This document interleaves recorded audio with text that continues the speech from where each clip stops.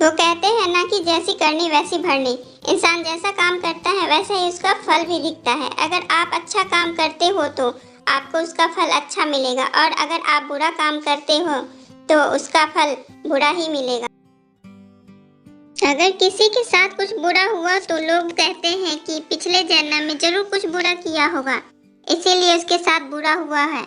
और अगर किसी के साथ कुछ अच्छा हुआ तो लोग कहते हैं कि पिछले जन्म में जरूर कुछ अच्छा किया होगा, इसीलिए ही इसके साथ आज ये अच्छा हुआ। देखा जाए तो आज के जमाने में इंसान को अपने इस जन्म का हिसाब किताब इसी जन्म में चुकाना पड़ता है, क्योंकि पहले भगवान गणेश कलम लेने वाले के लिए हिसाब किताब करना जरूरी था, इसीलिए उन्हें देर से देखने के लिए आज के जमाने में भगवान के पास भी लैपटॉप आ गया था है, तो इन्हें इंसान के कर्म का फल देने की यानी कि खाते में देरी नहीं होती है। आज की ये कहानी जैसी करनी वैसी भरनी इसी के बारे में। एक बार एक व्यक्ति को रास्ते में यम मिल जाता है। वो व्यक्ति उन्हें पहचान नहीं पा रहा है। यमराज ने उस व्यक्ति से पाइप के लिए पानी मांगा। उस व्यक्ति ने बिना कुछ सोचे और बिना एक भी क्षण गवाए यमराज को पानी पिला दिया।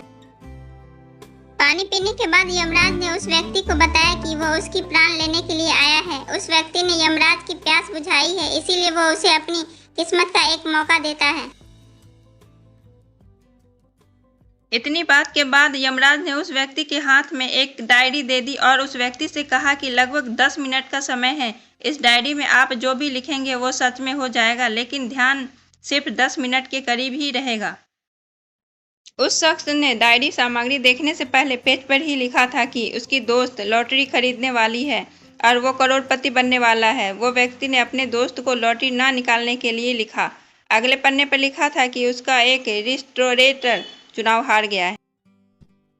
इस तरह पेज वो पलटता जा रहा है और अंत में उसे अपना पेज दिखाई दिया। जैसे ही उसने कुछ टिकट के लिए अपना पेन उठाया कि यमराज ने उस व्यक्ति के हाथ से ये डायरी ले ली और कहा, लाओ वत्स, 10 मिनट अब खतरा हो गया है, अब तुम कुछ नहीं कर सकते हो। यमराज ने कहा था कि तुम पूरे समय दूसरों को बुरा करने में असफल हो गए और तुम्हें ही खतरे में डाल दिया। अब तो तुम विदेशी अंत निश्चित है, अब तुमको कोई नहीं बचा पाया। ये सुनकर वो शख्स बहुत ज्यादा पछताता है, लेकिन अब पछताने से कुछ नहीं हो सकता, क्योंकि अब सुनहरा मौका उसके हाथ से निकल गया था। अगर भगवान ने तुम्हें कोई शक्ति दी है तो कभी किसी का बुरा मत सोचो और ना ही किसी का बुरा करो। दूसरों का भला करने वाले सदा सुखी हैं और दूसरों का बुरा करने वाले सदा दुखी रहते हैं। अगर आपको हमारी कहानी अच्छी लगी हो तो अपने दोस्तों के साथ भी शेयर करें और कमेंट में जरूर बताएं कि ये कैसी लगी हमारी कहानी।